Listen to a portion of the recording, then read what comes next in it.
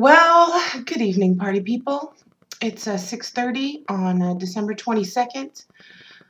My husband just left for work. My poor son, who is terribly sick, is in bed uh, every once in a while, making this the most pitiful, sad, just makes your heart break.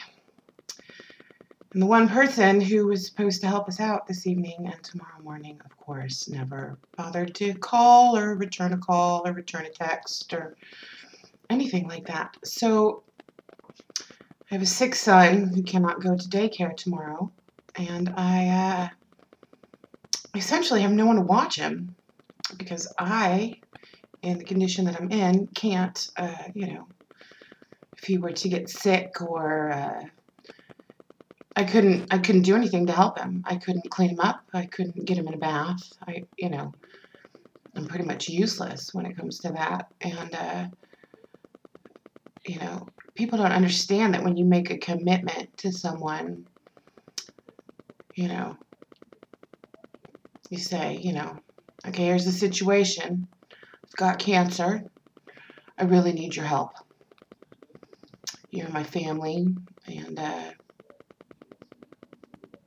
they always say, yeah, sure, absolutely, anything you need.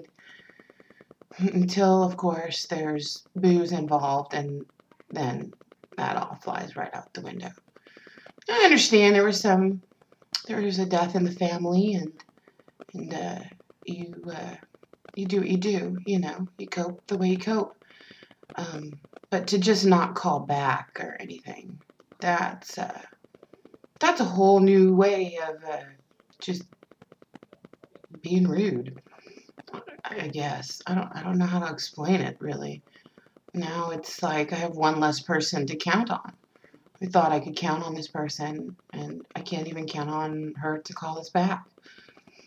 So fortunately, my friend Teresa, on very short notice, she's able to come over after her daughter's soccer game, which will be around 10, which leaves me alone with Caleb for about 3.5 hours, which terrifies me, as sick as he is, but it's the best, it's what I can do. It's the situation. It is what it is. Hopefully nothing will happen,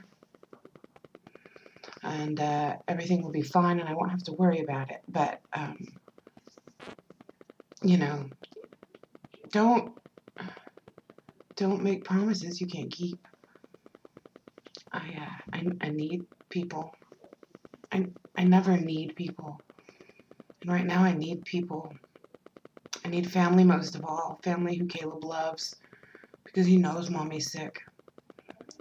And right now my husband's going to have to take a day off work that he can ill afford to take, that we can ill afford for him to take. And I have one less person to count on. I guess I shouldn't have expected to count on anyone. My mistake. Seriously, my mistake. I know better than to say, oh, of course, dear my sister-in-law, of course you'll be there for me. Or you're my brother-in-law or whomever. But no, not so much. And I'm really angry, and it just means my husband's not going to sleep yet again. And the angrier I get, the more I hurt. The less I feel like I'm healing. It's just a vicious cycle, whatever. I'm angry, and I'm disappointed, and I'm really hurt. I don't count on a whole lot of people. This is a person who got mad at me for having cancer, essentially. And now will have some other excuse to be mad at me because I'm upset about this. And it's fine. Whatever. I'm over the drama of it all. I don't have time.